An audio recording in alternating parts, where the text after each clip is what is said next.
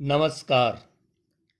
लीजिए सुनिए मेरा लिखा हुआ व्यंग्य पुल की पोल।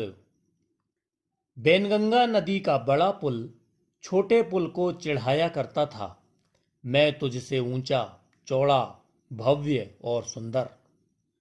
और जब बड़ा पुल जर्जर हुआ तो वही छोटा पुल काम आया, बड़े न हुजे गुनन बिनु।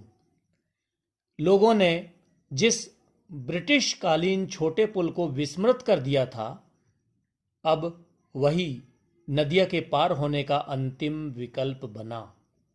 जिस सीढ़ी से मंजिल तक पहुंचो उसे भुलाओ मत। बेनगंगा में जुड़ा बेन शब्द अब सार्थक हो गया। जीर्ण शीर्ण पुल से यातायात निषेध हेतु पुल के दोनों छोर पर दीवार उठा दी गई। जितनी मजबूती से ये दीवार बनाई गई, काश पुल भी उतनी ही मजबूती से बनाया गया होता। छोटा पुल बाढ़ में डूबा है और बड़ा पुल आंसुओं में। बड़े पुल की आंखों में आषाढ़ की बाढ़ है। धोखा, बेईमानी, छल कपट के भ्रष्ट पिल्लर पर खड़े पुलों का यही हश्र होता है। भ्रष्टाचार की खड़ी मीनार इस तरह उठा दी गई पुल पर दीवार जिस तरह। तथाकथित भ्रष्ट नेताओं ने जनता के बीच ईर्ष्या, द्वेष, दुर्भावना और हिंसा की दीवार खड़ी करने के अलावा और किया ही क्या है। पुल दो छोर, दो किनारों, दो संस्कृतियों को जोड़ने हेतु बनाए जाते हैं, ना कि तोड़ने हेतु। देर सबेर शायद पुल का जीर्णोद्धार हो भी जाए और पुल पर दोनों ओर बनी दीवार गिरा दी जाए, परंतु जात पात, सांप्रदायिकता, धर्मांधता और भ्रष्टाचार की दृढ़ दीवार कब गिराई जाएगी। भ्रष्ट मंत्री, ठेकेदार और इंजीनियर सबने मिलकर सीमेंट खाया, लोहा खाया और तो और गिट्टी भी खा और पचा गए। इनकी मजबूत पाचन क्षमता का राज है भ्रष्टासन।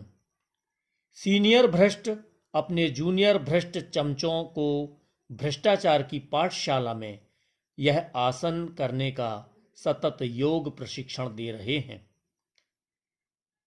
चमचों, चापलूसों के संरक्षण में जब सत्ता और सियासत का आपस में टोटल हो जाए तो उसे योग कहते हैं।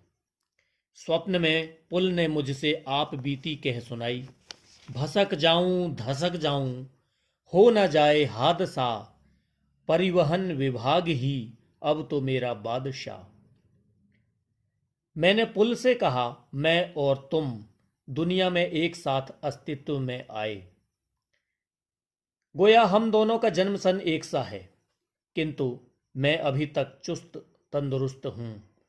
तुम्हारे ऊपर से 4 व्हीलर नहीं गुजर पा रहे हैं और मेरे ऊपर से इन दिनों में बेरोजगारी, महंगाई, काला धन क्या कुछ नहीं गुजरा है।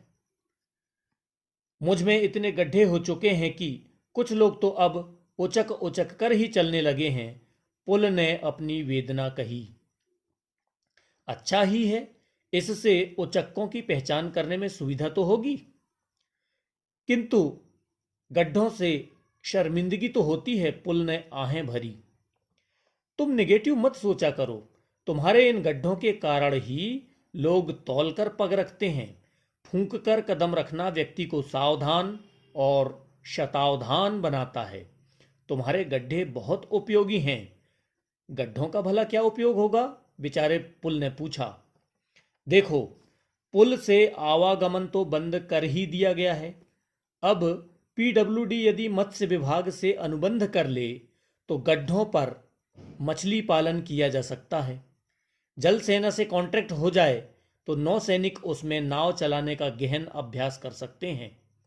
पुल, तुम यदि शासकीय संपत्ति ना होते तो मैं तुम्हारे इन गड्ढों पर धान का रोपा लगवा देता। बीमार पुल ने रुदन किया।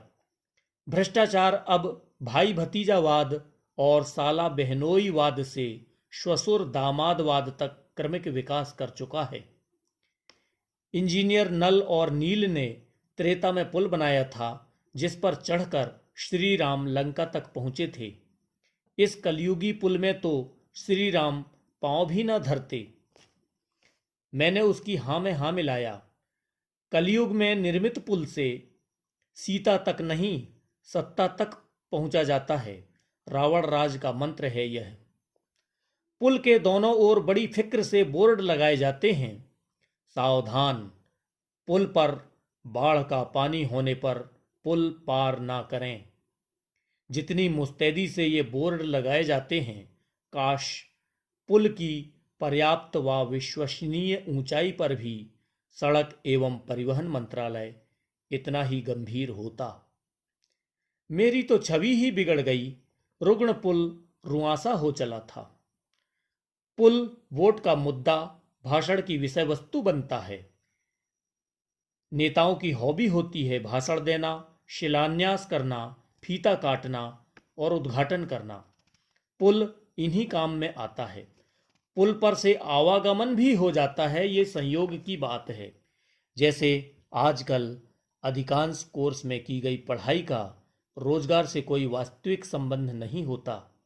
ऐसी पढ़ाई करके किसी को अच्छा जॉब मिल जाए, इसे संयोग ही कहा जा सकता है। मैंने पुल को ढाढ़स बंधाया। दुर्योग, दुर्घटना और अपराध कहाँ नहीं होते।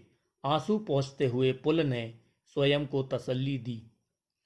हे 100 मीटर लंबे पुल, तुम्हारे गाल पर मुहासे जैसे उभरे गड्ढे बरसात में लबालब भर जाते हैं। किसी राष्ट्रीय उत्सव के उपलक्ष्य में उन गड्ढों में स्कूली बच्चों की तैराकी प्रतियोगिता कराई जा सकती है। इस मानसून सत्र में खेल विभाग का ध्यान इस ओर आकृष्ट कराया जाना चाहिए। गड्ढों में नौनिहालों की स्विमिंग लर्निंग भी कराई जा सकती है। लबालब भरे गड्ढे कितने मनोरम लग रहे हैं। पर्यटन विभाग को इसकी सुध ही नहीं है। अब तक कितने सैलानी आकर देख चुके होते। विदेशी मुद्रा की इस क्षति पर मेरा कोई शुभ चिंतक चाहे तो कोर्ट में जनहित याचिका दायर कर सकता है। इतना कहते कहते राइट ऑफ हो चुका पुल थोड़ा सा और तिड़क गया और सिसकते हुए रोने लगा। अभियंता से हैं मिले नेता ठेकेदार, देखो नवनिर्माण में कितनी बड़ी दरार। जो शख्स बैनगंगा के गहरे पानी में नहाने से भय खाता है, वह पुल के इन गड्ढों में डुबकी लगा सकता है।